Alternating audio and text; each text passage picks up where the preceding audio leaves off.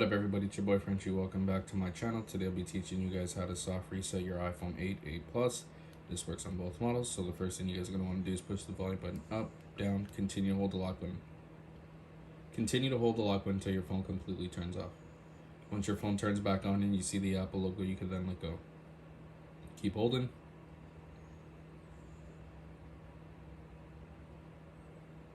Alright, you can let go.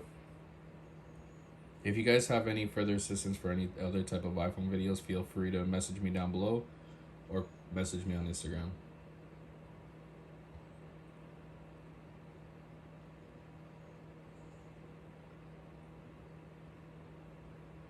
And there you guys go, your phone has been soft resetted.